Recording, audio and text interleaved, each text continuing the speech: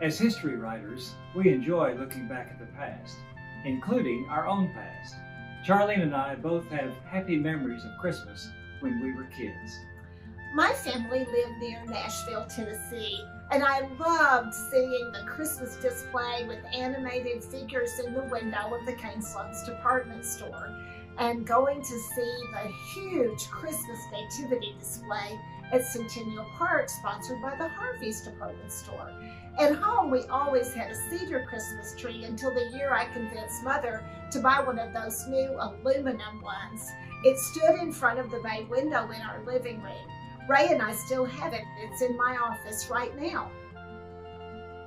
Another year, I asked Mother if I could go to the local dime store and buy a nativity set, and she let me.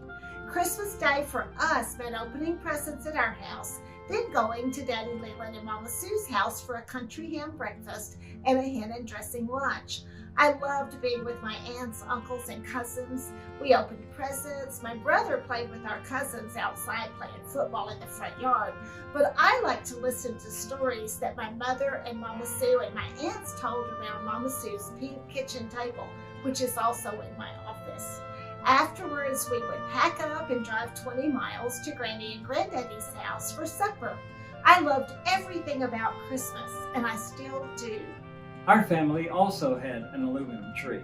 Ours was about 4 feet tall and stood on top of a small bookcase in front of our picture window in the living room. I like that Charlene and I used some of our childhood decorations to decorate our home. As the youngest in the family, I got to open my presents first on Christmas morning. Christmas was the time I received board games based on popular TV shows like Concentration and Video Village. We still have those games, a little worse for wear, but at least we have them. Mother would fix a special lunch, and my dad would go pick up his parents and bring them to our house for the meal.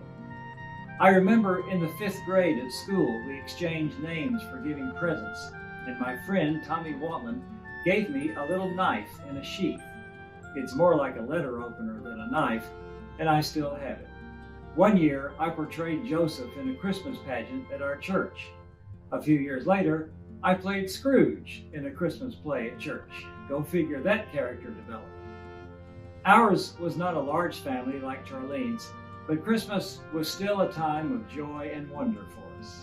How blessed you are to be creating Christmas memories with your family, large or small. Most of all, we are grateful for this precious time to remember the coming of Jesus into the world, our Savior and our Redeemer. Thanks so much to all of you for making this a wonderful year for Notgrass history. We're honored to be able to support you as you train your children.